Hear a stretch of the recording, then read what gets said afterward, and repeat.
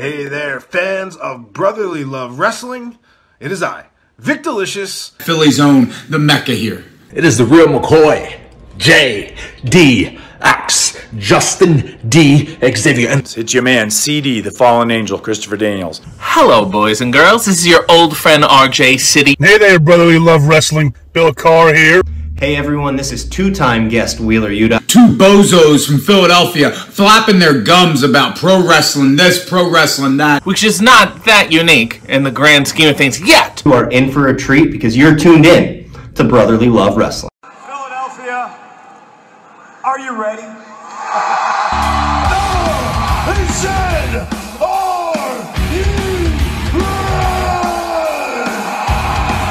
This is Brotherly Love Wrestling Podcast, your first stop for everything professional wrestling. So sit back and enjoy wrestling talk at its finest with your hosts, Larry Hall and Joe Corrado.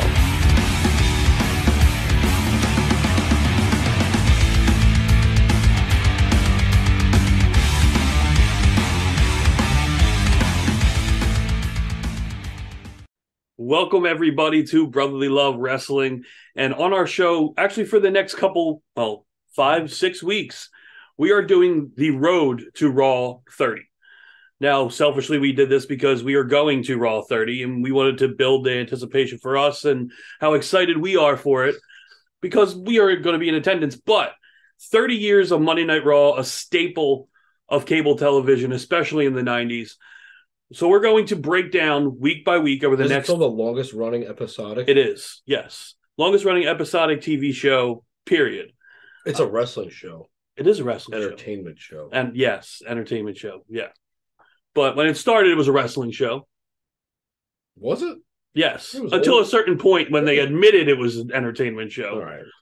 But, so yeah, this show we will be focusing on 93 to 97. And, like the early years. Joe said that probably the next episode will be one of the most memorable because you have the meat and potatoes of the Attitude Era, but this is where it all starts. So we have to start with the first show. The very first Monday Night Raw, January 11th, 1993. Do you remember anything from that? So here's the thing. 93. And not only that, you are WCW. So a lot of this, I'm going to go off of you and bits and pieces that I will put together. I mean, I remember once someone says it, I remember it. But no, the first Raw, I didn't watch live. Yeah, I know for a fact I didn't watch the first Raw live, but just that. And look, we were in that building. We went and saw GCW in the Manhattan Center, and they still had. Wait, didn't we see? No, yeah, didn't we see ROH in the Manhattan Center? That's what. Yes, yeah, it was. You said GCW. Did I? My fault. It was Ring of Honor. It was. Was it Final? It wasn't Final Battle. No, it was because it was in December, wasn't it? You're right. Yeah, it was Final Battle. Mm-hmm. We only have gone to Final Battles. It was Dalton Castle versus Cody Rhodes for the title, and it's when Dalton Castle beat him. And it was Bully Ray and Dreamer versus the Briscoes in a fucking shit show of a fucking yes, match. That was fun too. But being in that arena, when we walked in, you could feel the history of wrestling. That was the coolest part of that arena. And the first Raw, obviously, if only to have been there when Raw was there. With the ICO Pro signed, and everything that goes into that first Raw and Raw in general in the Manhattan Center is amazing, and especially because it was our childhood and what we started watching.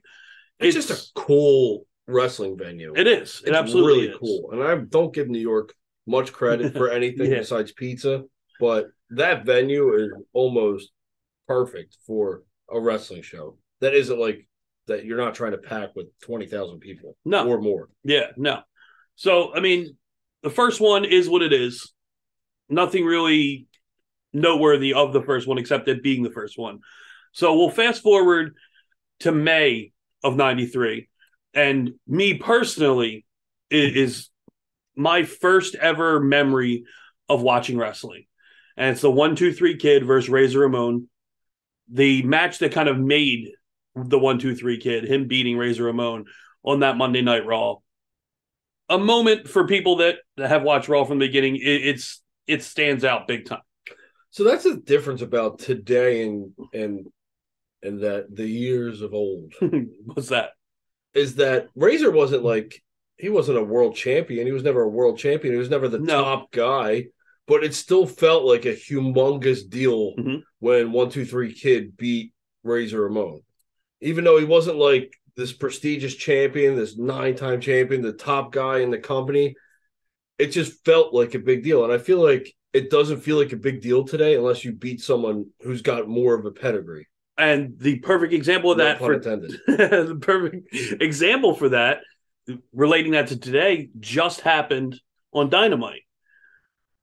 When you had this kid who the crowd was chanting Jobber, who ends up beating Chris Jericho.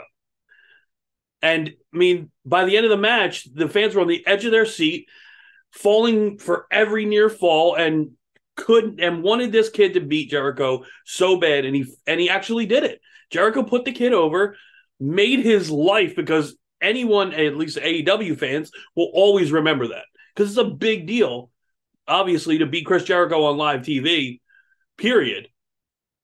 And apparently that had been in the plans for months. Jericho saw him and really wanted to at least give this kid the nod. And that's the same thing. Same thing with 1-2-3 Kid and Razor. Razor, you know what I mean, did the job for 1-2-3 Kid and made 1-2-3 Kid what he was. Yeah. And started that. Exactly. So not enough no-namers going over today. No, not probably for a good reason. Yeah. It might be for a good reason. Who knows? The next one, I feel like you can definitely sink your teeth into more. And probably one of the most infamous Monday Night Raw segments ever. November 4th of 96. And it's Brian Pillman in his house with a gun. What fucking crazy. Like, that's like one of the craziest moments in definitely early Raw. Yes. Maybe in general. Yes. They've done some fucking bizarre shit, especially when you get in the Attitude Era. But this was like that. I mean, it's with Austin, so it's like right in that wheelhouse as they're starting to start up the Attitude Era. And the fucking like they had a gun. Like how the hell did it USA? Well, and that's the thing. They had remembered, like, and no one knew because it goes to black or it goes to snow or whatever it is. And then it's like, yeah, and it goes to commercial and no one knew what happened. And then they come back and you see that that he didn't really shoot him and all this stuff's going on. You hear screaming and all that. Then the next week they had to come out and apologize because USA Network told them you can't fucking do that. You can't shoot a firearm off. And implies someone getting shot. But yeah, you're right. It is, I mean, burned in a lot of people's memory. One of the most infamous moments, if not the most infamous moment of Monday Night Raw. It's crazy because you believed that Pillman was crazy enough to do it. And you knew Austin was crazy enough to go and break into his house. And it was the believability of the early 90s as well. You're what? 10 years. I was 10. Yeah. No. What year? What month? November? It was 10 days before my 10th birthday. Yes. That happened. Yeah. So, of course, I'm going to believe that, oh, my God, Brian Pillman just killed Steve Austin. Probably for great reason, right? Yeah. Well, it is breaking and entering. Yeah. As long as he's not running away. Yeah. If you're in the state of Pennsylvania. No, yeah. I think that when I saw that, I saw when it was, I was excited to be able to talk about that in this first one because I still I remember watching Raw when that happened. I remember being glued to the TV when it happened. That's like one of those, like, you go to school the next day and, dude, did you watch it? Were you able to watch it? Mm-hmm. No, I wasn't able to watch it. I wasn't allowed to stay up. What happened? And then you gotta be like, play by play, exactly how it happened. Stone Cold almost got shot. I couldn't believe it, man. He almost got shot. It was so crazy, dude. Or whatever terminology we used back then. What were we calling people back then? Pal? Buddy? I don't know. 96? Probably just by their name. Probably. I mean, considering we were 9 and 10 years old, yeah. One that I knew. Stevie, did you see it last night? One I knew that you were going to be happy to talk about and make sure to rub this one in. February of '97, and Shawn Michaels loses his smile. Still to this day, people still bring that up. Absolutely. And still make fun of it. Yes. And still poke at it. Yeah. Just to this day. Mm-hmm. So, of course, it's iconic. Yeah, absolutely. And I mean, Michaels has told that story that he talked to his mom, and his mom said, "You don't look like you. It's like you lost your smile." So he ran with it. And yeah, he turned it into a storyline and said that he's not himself and he lost his smile, which Bret Hart took full advantage of with the relationship they had in '97. Dude, you know what's crazy is you go back and watch Michaels and Bret work, like just even in like a clip came up and it was a dark match and it was it was Michaels, Hart, and Sid. Mm-hmm. It was during I think Michaels was the champ, and it was probably leading towards Sid Michaels. Okay. So it had to have been in that era. And just once Sid got out of the fucking ring and they just let them two, first of all, for Sid, he had two of the best sellers in the world. Yes. At the time. Yeah. They made him look so fucking good. It's insane how good they made Psycho Sid look. Yeah. And then when it was just them two, of course you get like the complete like overselling of Michaels. Every time he's hit, he's flipping, he's doing all sorts of like always. Mm-hmm. And then you get Bret like literally looking like he's trying to kill himself when he runs into the turnbuckle. Yeah. Chest first. That was probably one of the most brutal bumps I always remember as a kid is him running arms down. Just the noise once he hit, you're like, thought I still do it. You thought the turnbuckles were going to break. I thought his chest was going to cave in. Yeah, I think that's severely underrated when it comes to running the ropes and hitting the turnbuckles and stuff like that. Running with reckless abandon and running with aggression. I don't think it's reckless abandon. He did it so much, he knew what he was doing. Oh, yeah, I'm not saying he did. I'm just saying the way attacking the ropes or attacking the turnbuckle is the term I think they use. And that's what Bret would do. He would attack the turnbuckle. Especially later into the match, too. It's always like that big fucking knockout blow. Yeah. And then it just sets him up for his comeback. Yeah. Yeah, that was one thing. And hating... They finished that match with Bret getting ready to lock in the sharpshooter on Sid and Michaels hitting a crossbody while his legs were still locked with Sid's and pinning Bret. That's how I think I know it was leading to Sid, because Bret ate the pin. But he ate it in a fucking extraordinary... ridiculous. Now, wait, did he continue to hold on to his legs with a pin in the pin? So he was wrapped. I don't remember that. Because it was a dark match. It literally just came up. So he was getting ready to wrap. He had his arms on the leg, getting ready for the turn, and Michaels hit him with a cross body. So he still had his legs, and he couldn't do anything with his legs. Because he still had smart. Yeah, because he still had him locked up. That is such a good finish. Wow. And it's just amazing, like, if they didn't have a massive fallout and shit didn't go sideways, how much better that would have been. Yeah. Because everything that they did, you could don't have the fallout, but have the fucking bitter animosity or whatever it is towards you two, because that was amazing TV. Mm-hmm. Look, we talked about it when we did the Mount Rushmore. Yeah, if you eliminate... Yeah, I forget. We didn't even eliminate either of those two. No, I forget the trickle down effect. Was it Triple H? I think it was Triple H. That we did it, yeah. And that's what we said, that we could have got 10 more years, you know what I mean, out of Michael's heart. Like, it just ridiculous. I wish we could have got. I wish we had someone two people today. I mean, we kind of do, but not on that level. Not on that level, because I feel like we don't have it. That's always like a top title matchup. Mm-hmm. But it's a matchup that you can use when it doesn't need a title, but it always felt like it was always felt like it was for a title. You don't have the animosity, but I'm sure the thing you were thinking of with Kevin Owens, Sami Zayn, is the go-to. You know what I mean? Something like that. But I wish we had something that was more like,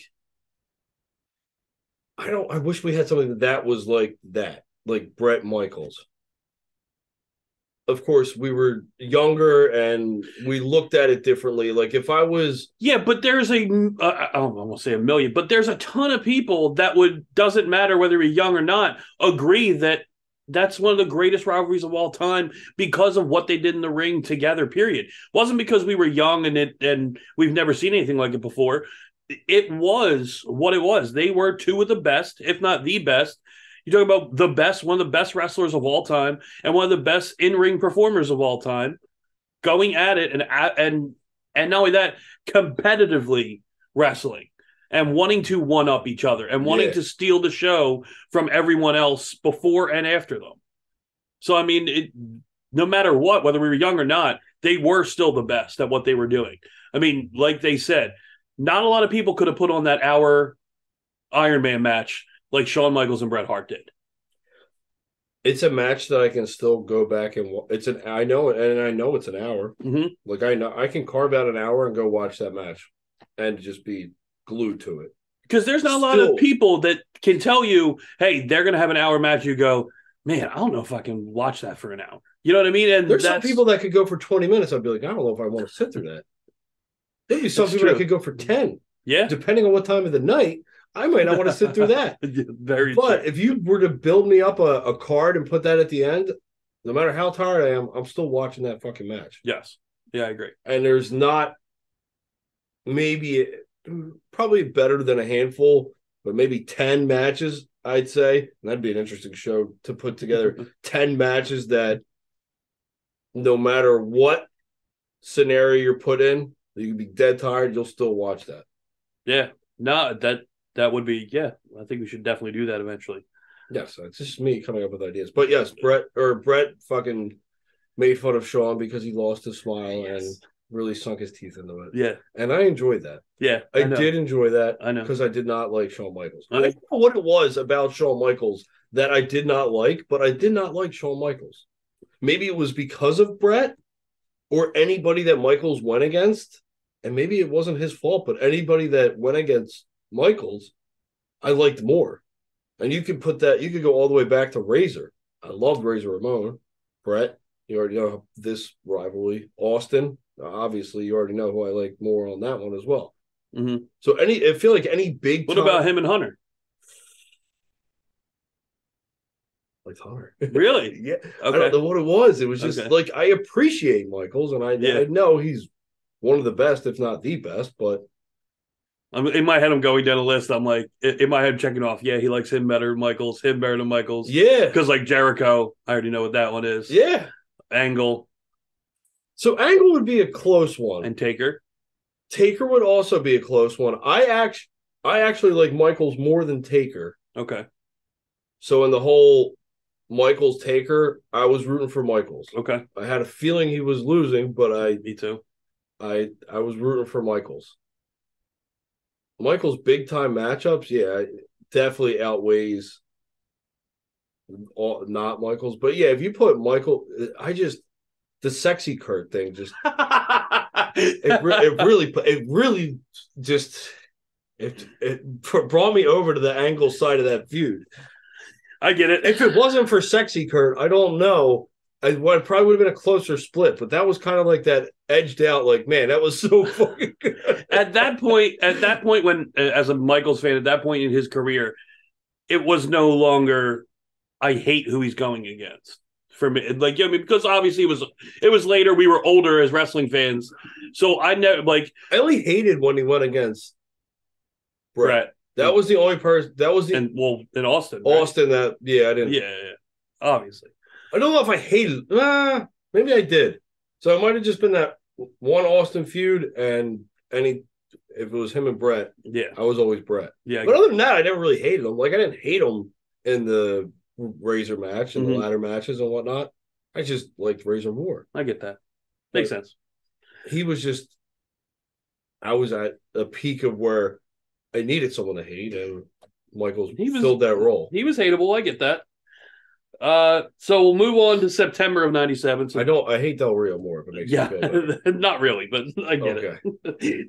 September 22nd, '97, Monday Night Raw. Oh, we're at the end of our gap here. Yes, but we got four big big events. I know one. I don't know what the date is, but I'm sure because we just talked about feuds. Yeah. This is the biggest feud in all of wrestling. Don't care who you are. We'll definitely get to that. Okay.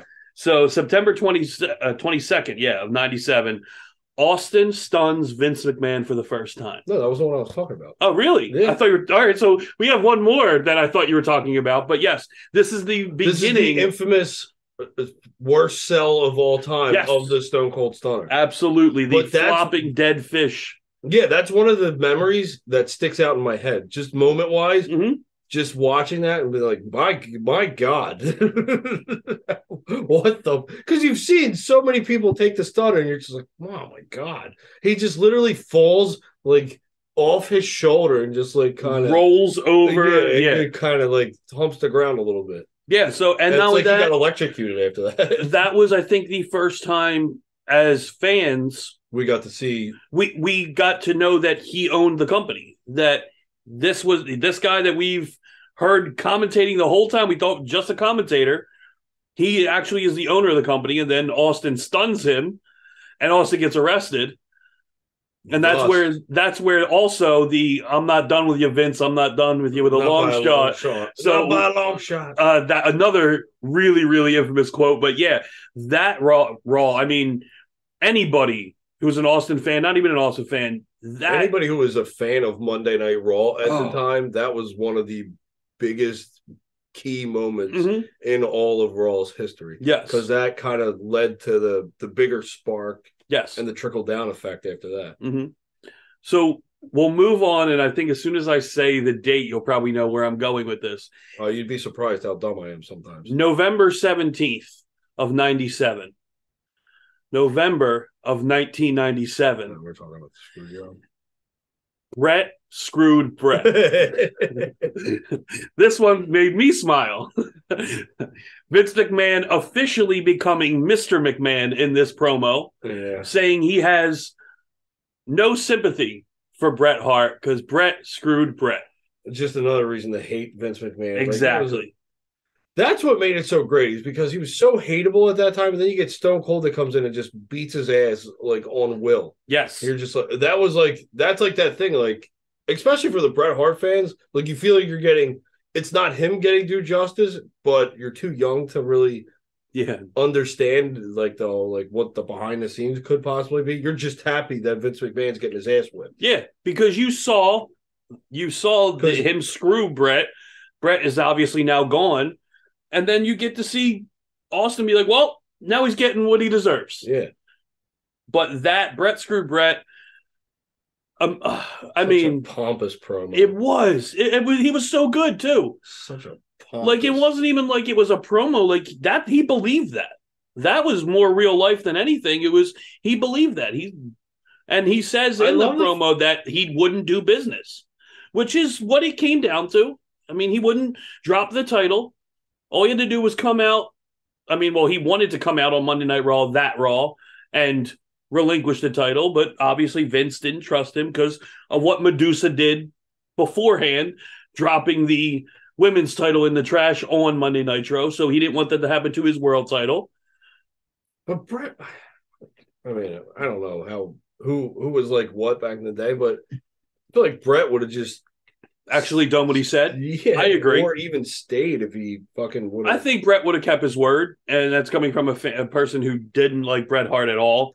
I think Bret, if you don't screw Bret Hart at that point, he even admitted, like, Vince was like another dad to me. I do not think he would have done that. And Bret grew up in the business. He's all about the business. He just didn't want to turn it over to Shawn Michaels. No, in his hometown. Yes. Yeah, he didn't. He didn't want to. I mean, he wanted to put him over in his hometown. That was the thing. He didn't want to be. He would have because he said he would have dropped it to someone else in Montreal. He wouldn't drop it to Shawn Michaels in Montreal. Yeah, that's what was the main thing. So he said he would drop it to Steve. He said he would drop it to Mick.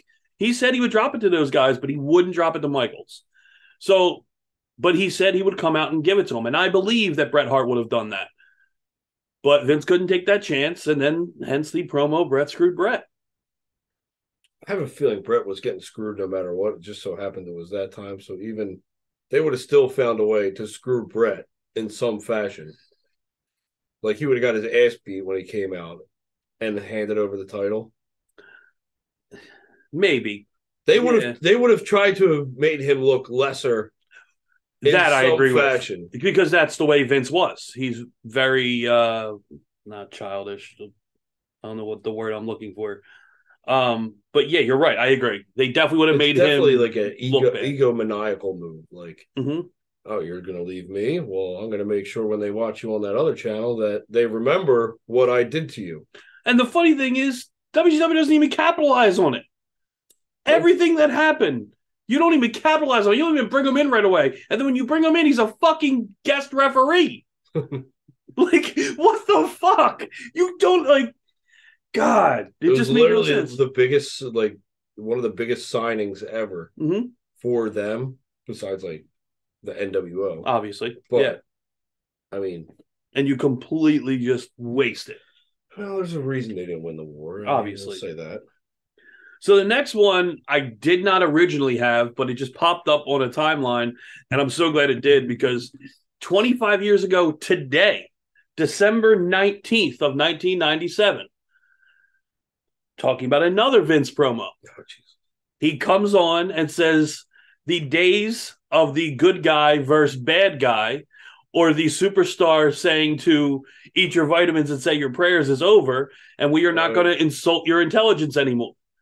Saying that this is an entertainment company. Happened 25 years ago today. Wow. In 1997. We're not going to insult your intelligence. Yeah. And it's that point to where you could say that the curtain call killed kayfabe, but he came out and said, this isn't what it is. There is no good guy versus bad guy. We're not going to insult your intelligence and tell you these things. This is entertainment. Vince killed kayfabe. It was me all along.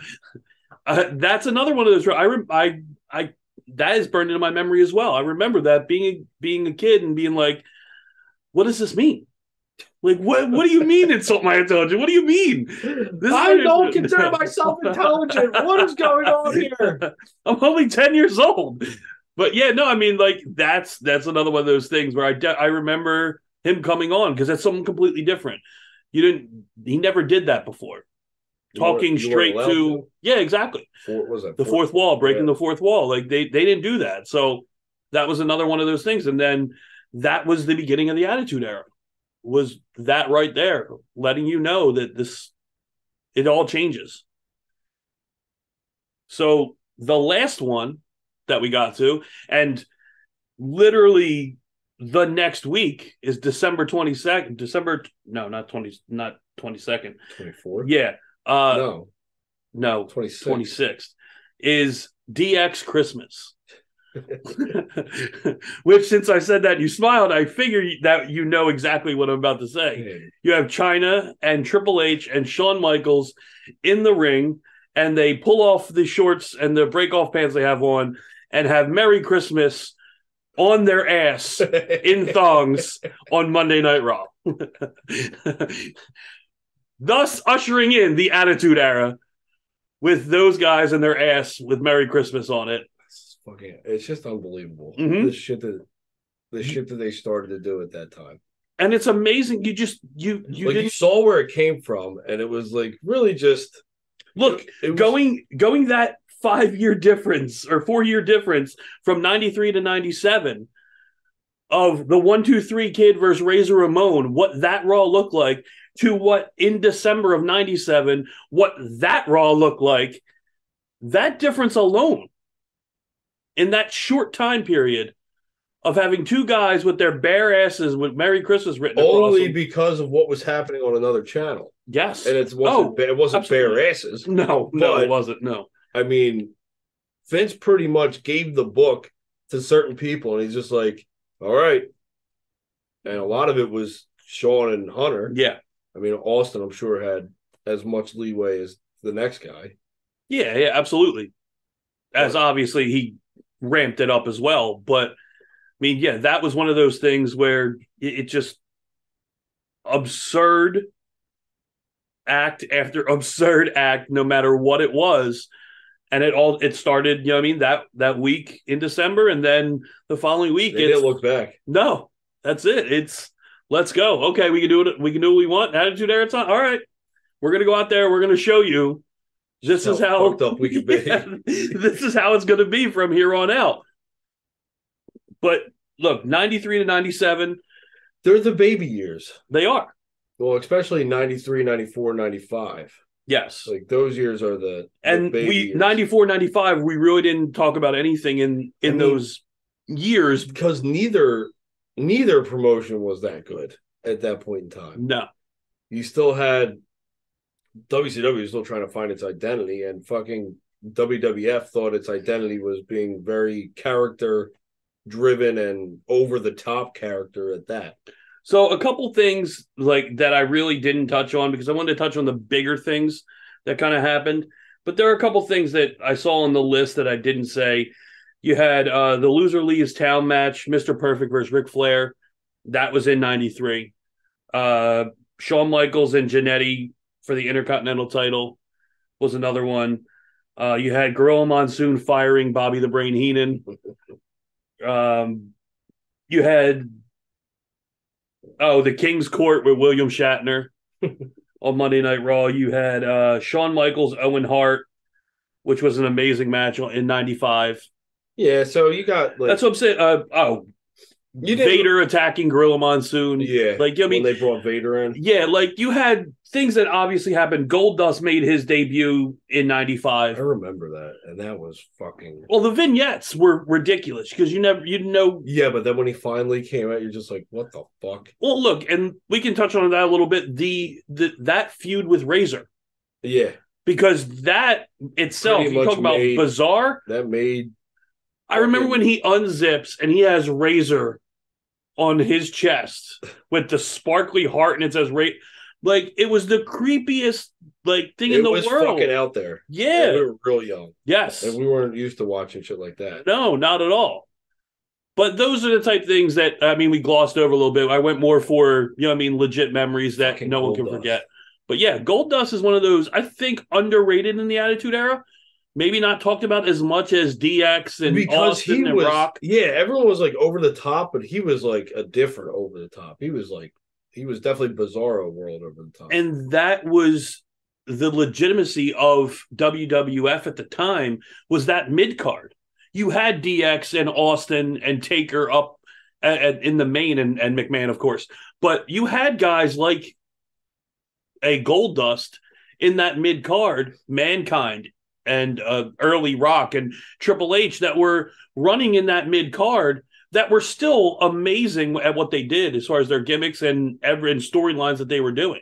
He even had Austin in that mid card for a while too before he was Stone Cold. Yeah, because he came in as the ringmaster in 95, 94, 95. Mm-hmm. So there's a ton that obviously that has happened in WWE, but looking at the moments in Raw is basically where we were going with this. So, well, I'll tell you, the next time we do this, the moments, there's probably going to be at least 10. Yeah, it's going to be a lot. And a lot of them are going to revolve around that top tier that you just talked about. Because those are your moments. Because what do we got? 90. Yeah, 98. 98. And basically we're doing the Attitude Era. Yeah. Next week will be the Attitude Era. The Attitude Era, full blown. Yes, to the beginning. And right at the beginning, lot of shit that happened right at the end of Raw in a lot of those. Yes, a lot of cliffhangers. A lot of I can't wait till next Monday immediately. I can't believe what the hell's going on right now. Yeah, so a lot of that. One moment. Excuse me. A lot of that is going to be happening. We'll get right to the beginning of Ruthless Aggression at the end of that episode, and then be moving on to that. So, that really it. These shows will be maybe, except for next week, probably will be a little bit longer, but these shows will be a little shorter than usual. I think, but I think a couple, even when we get into the 2010s, I think we'll get a couple, yes, really good. Honestly, I'm worried. I was thinking this last night when I was thinking about the concept and all the different Raws we're doing and the eras. The past 5 to 10 years. So our last couple shows, I think, are going to be dead because I feel like there was a while, at least the last 5 years, where Monday Night Raw was horrible. Yeah, well, when we get into that overly produced McMahon era, there might not be a lot of good to talk about, but there'll definitely be a lot to talk about. That's true. And it's not going to be, it might be agonizing. Yeah, I agree. But enjoying us in the misery when we get there. But next week, all joys, all smiles, all Austin. He fucking carried Monday Night Raw. It's Austin Rock, basically, is what we're talking about. Literally Austin Rock. Austin Rock and DX. Because look, you had the Triple H. And we'll sprinkle in some other ones. Yeah. So we hope you enjoyed the show. Tune in next week for the Attitude Era, as we said, and we'll be talking to you very soon.